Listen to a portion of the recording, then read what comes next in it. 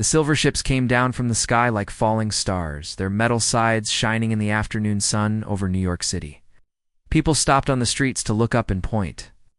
Some took pictures with their phones. Others just stood there with their mouths open. Ambassador Veltar stepped out of the biggest ship. He was tall and thin, with skin that looked like clear crystal. When the camera lights flashed, his face sparkled like a diamond. He walked slowly to the platform at the United Nations building. His feet made no sound on the ground. "People of Earth," he said. His voice was strange, like music mixed with wind. A small silver box on his chest changed his words into English. "We come as friends and teachers. Your people are ready to join the galaxy." Dr. Ji-Ho Kim was waiting for him. He was Earth's top diplomat, chosen to speak for all humans. He bowed his head like he was meeting a king. "We are honored, Ambassador. We have much to learn from you." The ambassador smiled. His teeth were like tiny pearls. "Good. We have watched your world for some time. You shall promise." In the crowd of unobservers, Minha Park sat very still. She looked like any other government worker in her dark suit and glasses, but her eyes were sharp, watching everything. Next to her, Hyun Lee seemed to be taking notes. Minha moved her fingers slightly against her leg. To anyone watching, it looked like she was nervous, but Hyun understood. She was using sign language that no alien had ever seen before. Her fingers spelled out, recording everything. Phase 1 active, and nodded once. His fingers moved in return. Underground teams ready. Proceed as planned. The ambassador raised his hands.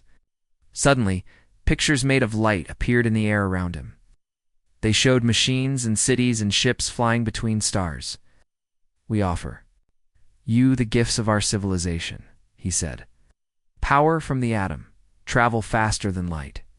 Computers that think like minds. All we ask is your help in taking care of your world's resources." Dr. Kim's smile was perfect. Not too excited, not too calm. He had practiced it many times. "We accept your generous offer." "Where do we start?" The alien seemed pleased. "We will build learning centers on your world. Your best scientists will work with ours. Together, we will lift your people to the stars." In the back of the Great Hall, Seong Choi looked like a boring office worker. His gray suit was wrinkled. His briefcase was old and scratched. No one paid attention to him. That was exactly what he wanted. He opened his briefcase just a little bit. Inside, hidden under some papers, was a device smaller than a cell phone. It looked simple, like a child's toy, but it could send messages through space and time itself. Using science the aliens had never dreamed of. Som pressed one button. The message was short: "Package delivered. Proceed to Phase 2. The signal traveled instantly through the Earth, down through rock and metal, to a place that did not exist on any map. Far under the Swiss mountains, in rooms carved from solid stone, Naria Kim got the message. She was not like the other Koreans upstairs. She wore no suit, no tie. Her clothes were simple work clothes, stained with oil and metal dust. Her hands were rough from years of building things, but her eyes were bright with intelligence. Around her, dozens of engineers worked at machines that filled the huge underground space. The machines hummed with power. They glowed with lights that shifted, color like rainbows. Some of the devices floated in the air without any support. Others seemed to bend space around them. "Gentlemen," Nari said softly to her team. Her voice was calm, but there was steel in it. "It's time to dust off the old playbook." The engineers stopped their work and looked at her. Some smiled, others just nodded. They had been waiting for this day for a very long time. One of them, a young man with burn scars on his arms, asked, "All systems?" "All systems," Nari confirmed. "Wake up the sleepers. Activate the watchers. Tell our people on the other worlds that the game has begun." High above them, the alien ambassador was still talking to the crowd. He spoke of friendship and learning. He promised wonders beyond imagination. The humans in the audience listened with wide eyes and grateful hearts. They had no idea that their world had been ready for this moment for over 100 years.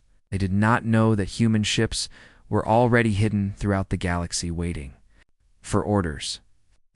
They could not imagine that the primitive technology the aliens saw was just a mask hiding weapons and tools that could reshape reality itself. The ambassador finished his speech. The crowd clapped. Cameras flashed. The world's leaders shook hands with the crystal-skinned visitors from the stars and deep underground. Nari Kim began to set in motion a plan that would change the fate of every living thing in the galaxy. The aliens thought they had found another world to conquer. They were about to learn that Earth had been hunting them for longer than their oldest memories could recall. 6 months later, aliens had built big science buildings all over Earth. In every country, there were new labs with shiny metal walls and strange machines that hummed with power. The aliens were very happy. They thought they were teaching humans amazing new things. Dr. Borasong walked into the Soul Lab wearing her white coat and thick glasses. She carried a notebook and pen, just like any human scientist would. Commander Zekros was waiting for her. He looked like a giant bug with 4 arms and big round eyes that could see in all directions at once. "Today we learn about gravity control," the alien said. Axe's mouth moved funny when he talked, making clicking sounds. "Watch carefully." He pressed some buttons on a machine as big as a car. Suddenly, a heavy metal ball started floating in the air. It spun slowly, not touching anything. Bora's eyes got wide with wonder. "Amazing," she said, writing fast in her notebook. "So the quantum field generators make space-time bend in a small area?" "Yes, exactly." Zekros clicked happily. His 4 arms moved as he explained, "Your people learned so fast. We thought it would take many years for humans to understand this." At another table, Dojin Park was pretending to work on math problems. He looked up and scratched his head like he was confused. "Commander, what if we changed the field music using a 3rd-level balance system?" The alien stopped moving. His big eyes got even bigger. "Get that. ... That could make it work 12% better." "How did you think of that?" Dojin just smiled and shrugged. "Lucky guess, I suppose." The alien was very impressed. He made happy clicking noises and patted Dojin on the back with one of his 4 hands. On the other side of the big room, Hannah Choi was talking to the alien chief engineer. This alien looked different, more like a walking tree with silver bark and glowing blue leaves. They were discussing how to build better power plants. "Your fusion reactors are wonderful," Hannah said sweetly. "But what if we added more cooling systems here?" She pointed to a spot on the alien's drawing. The tree alien's leaves glowed brighter. "Brilliant idea. That would prevent overheating completely." The alien could not see was the tiny device hidden in Hannah's ear. It was smaller than a rice grain and completely invisible. The device was getting information from satellites high above Earth. The satellites were telling her exactly what to say and what odd was questions to ask. Also hidden from the aliens was a thin red light that sometimes flashed across Hannah's eyes. It looked like sunlight reflecting off her glasses. But it was really a laser beam sending her data about alien technology. The aliens never noticed because the beam was too fast and too faint for their eyes to see, deep under the Soul Building. Where the aliens had never been, human engineers worked in secret rooms. These rooms were not new. They had been there for 50 years, waiting for this day. The walls were thick metal that blocked all alien sensors. Giwon Kim stood in front of a machine that looked nothing like the alien technology upstairs. This machine was sleek and black, with surfaces that seemed to absorb light itself. It made no sound, but the air around it shimmered like heat waves. "How long until we can add the improvements?" asked Yoon-Ho Lee. His hands moved across a control panel made of light and shadow. If the aliens had seen it, they would have been terrified.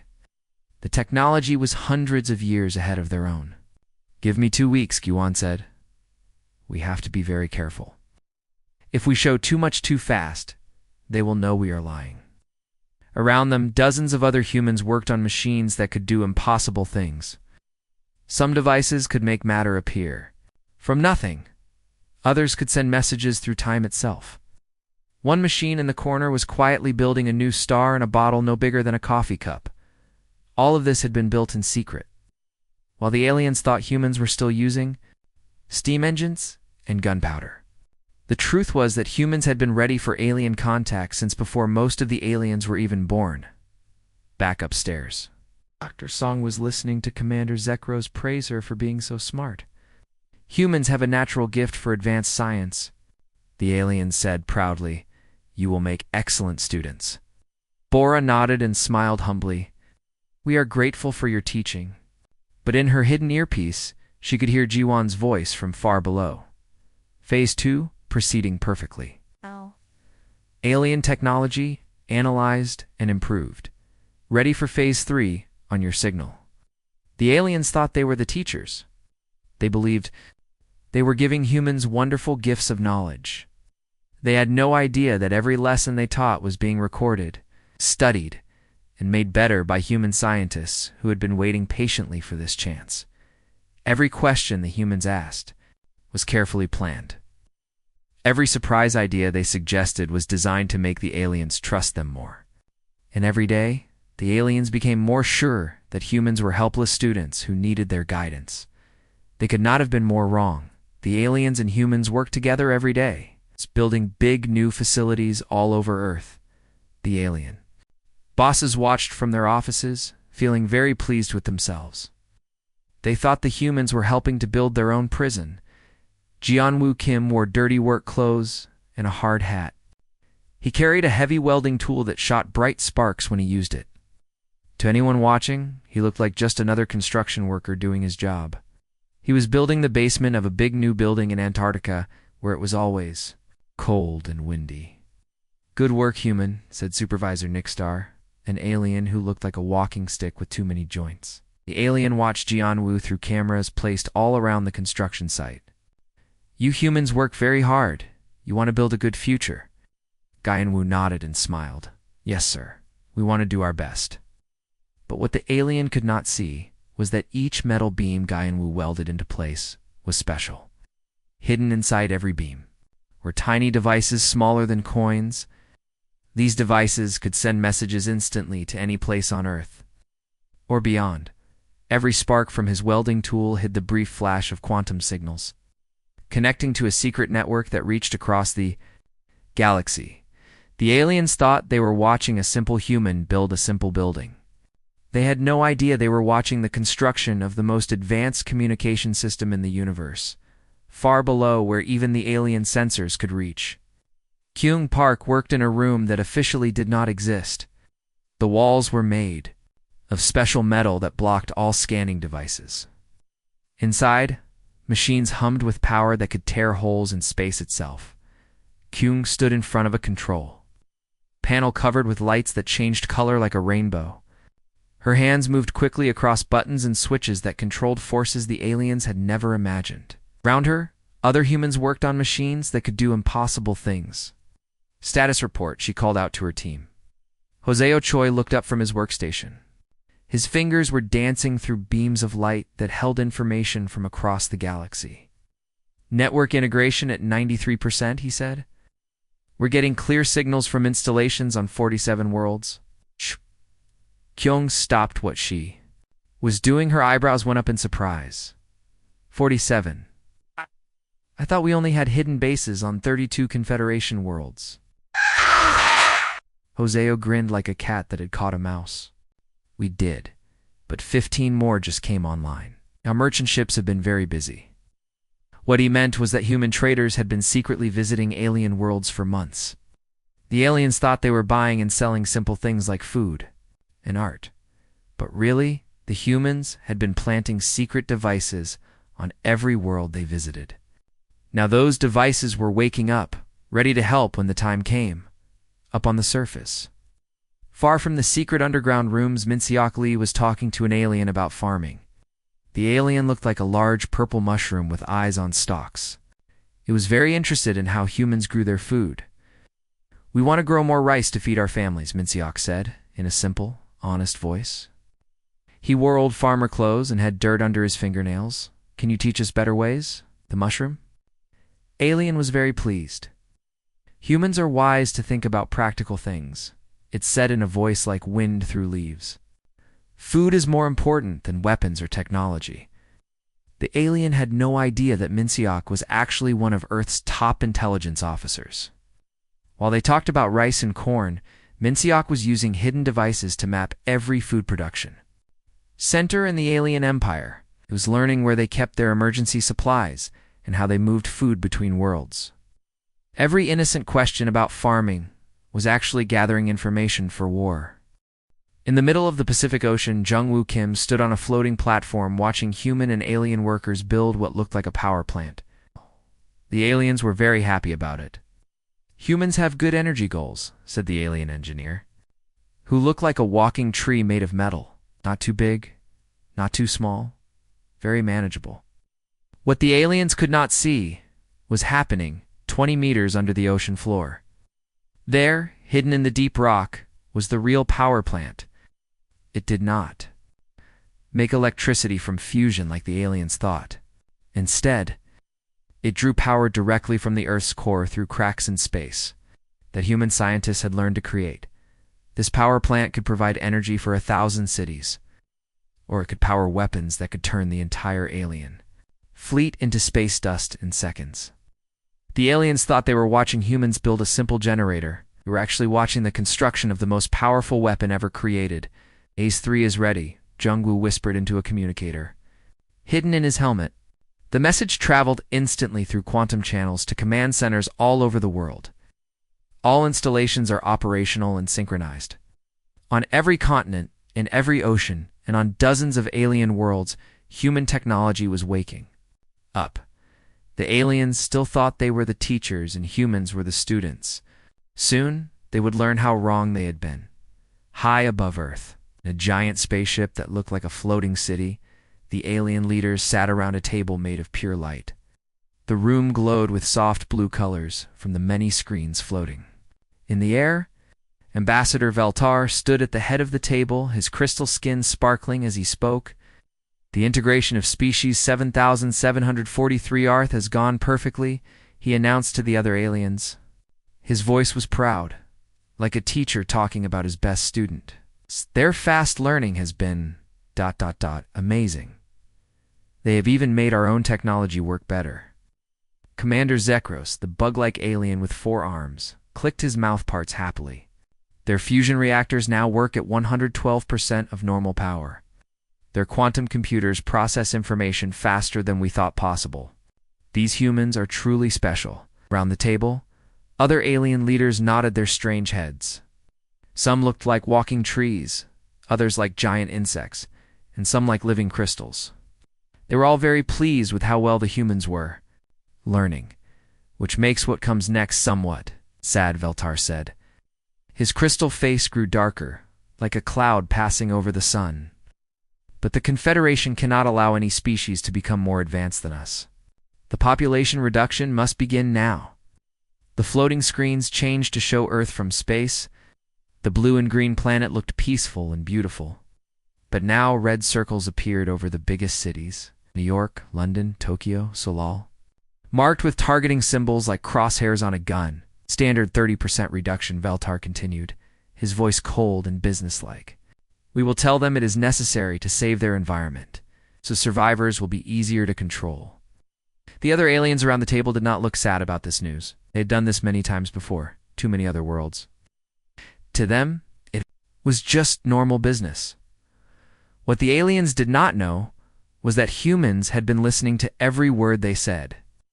The communication devices the aliens thought were secure had been secretly changed by human engineers. Every conversation, every plan, every order was being sent instantly to hidden command centers all over Earth, deep in the Antarctic facility. Far below the ice and snow, young G. Park sat in a room filled with screens and controls. Her face was calm, but her eyes were as cold as the ice above her head. She had been listening to the alien meeting through hidden speakers. 30% reduction, she said quietly to herself, just like the other 47 worlds. Jong Kim, sitting at a control station nearby, looked up at her. His hands were resting on buttons and switches that could activate Earth's real defenses, weapons, and shields the aliens had never imagined existed. "Shall we proceed with Response Protocol 7? He asked, His finger hovered over a red button. That would wake up sleeping war machines all across the planet. Not yet, Yanji replied, shaking her head. Let them move their fleet into position first. We want them all in the same place when we spring the trap. She was thinking like a chess player, planning many moves ahead. The aliens thought they were the hunters, but really they were walking into a trap that had been set for them long ago, all across the galaxy. On dozens of alien worlds, humans who had been pretending to be simple traders and diplomats began to activate secret systems. For months, they had been traveling through alien space in ships that looked old and primitive. The aliens had laughed at their basic navigation computers and simple communication devices, but now those simple devices revealed their true nature. They were actually quantum-encrypted command networks more advanced than anything the aliens possessed. Wan Li was on one of these ships, floating in space near an alien trading station. For weeks, he had been selling what he called exotic Earth foods to alien customers. The aliens thought he was just a simple merchant trying to make money. They had no idea he was actually a military officer. Now Juan smiled as his cargo ship's real systems came online. The old rusty exterior was just a disguise. Inside, the ship was packed with technology that could destroy entire fleets. Around him, 47 other merchant ships began sending out the same signal. All units, this is command, came Yunji's voice through the quantum network. The message traveled instantly across impossible distances, reaching every hidden human agent in the galaxy. The Confederation fleet is moving into position. Prepare for Operation Endgame. On alien worlds throughout the galaxy, humans who had been acting like tourists, traders, and diplomats suddenly stopped pretending. In cargo holds and basement workshops, in hotel rooms and market stalls, secret weapons and communication devices powered up for the first time, the aliens had thought. They were so clever, integrating another primitive species into their empire. They had done this dozens of times before. They knew exactly how it would go. But this time was different. This time, they had chosen to hunt a species that had been hunting them for over a century. And now, finally, it was time for the humans to reveal who the real predators were. The alien war fleet appeared in space around Earth like a pack of metal wolves. 12 giant battleships led the way, each one bigger than a city. Behind them came 36 smaller warships, and behind those, more than 100 support ships filled with soldiers and weapons. Admiral Kexvar stood on the bridge of his flagship, looking down at the blue planet below. He was a tall alien, with skin like black metal and eyes that glowed red in the dark. He had done this many times before, to many other worlds. It was always the same. Begin the demonstration, he commanded his crew. His voice was cold and sharp like a knife. Target the major population centers. Make it quick and clean. The alien ships turned their massive weapons toward Earth. Energy began to build up in the weapon barrels, glowing brighter and brighter until they looked like tiny suns. Then, with a sound like thunder, the weapons fired. Beams of pure destruction shot down toward Earth's surface. They were so bright they lit up space like lightning. These energy beams had destroyed cities on dozens of worlds before. They could turn stone into glass and metal into vapor in seconds. But something impossible happened. The beams hit something in Earth's atmosphere and stopped. Shimmering walls of energy appeared around the planet like soap bubbles made of light. The alien weapons struck these barriers, and their energy just disappeared. Like water soaking into a sponge, Admiral Kexvar's red eyes went wide with shock. Impossible, he whispered. They shouldn't have planetary shields. We never gave them that technology. Suddenly, every communication device on every alien ship started broadcasting the same voice. It was calm and professional, like a police officer talking to a criminal. Admiral Kexvar, this is Commander Park of the Terran Defense Force.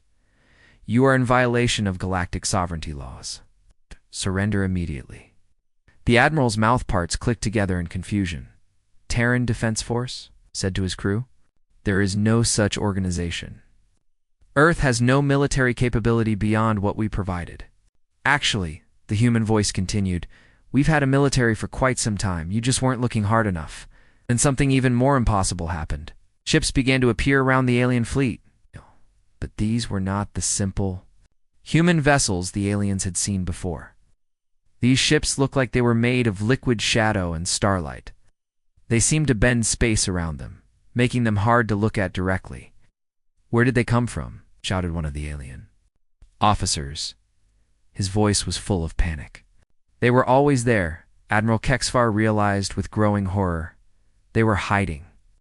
The human ships had been invisible, using technology the aliens had never seen before.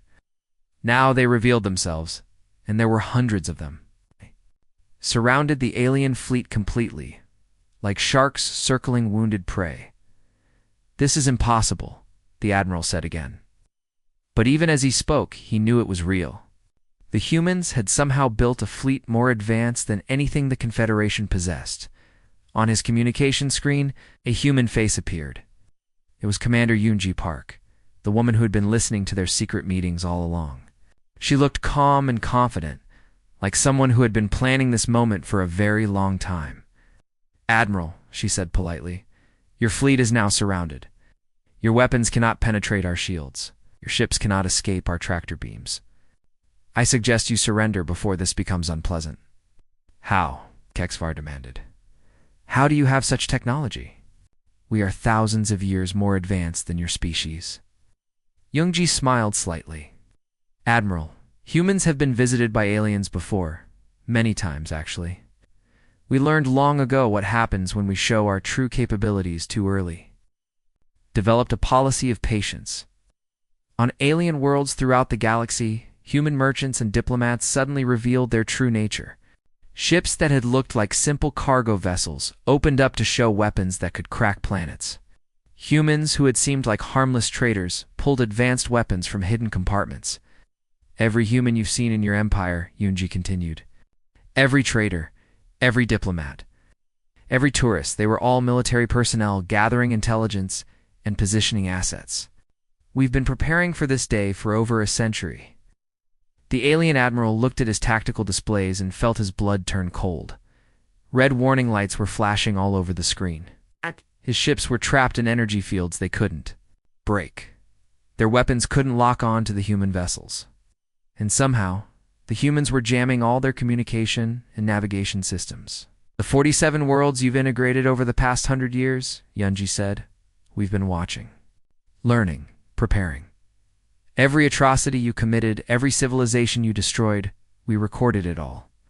Around the alien fleet, the human ships began to move into attack formation, but they didn't fire their weapons. They were waiting. "You came here expecting to find another helpless world to conquer," Yoonji said. "Instead, you found a species that has been hunting you since before your oldest ships were built. Your reign of terror ends today." Admiral Kexvar looked around at his trapped fleet and realized the truth. They had not come to conquer Earth. They had flown into a trap that had been waiting for them for longer than they could imagine. The hunters had become the hunted.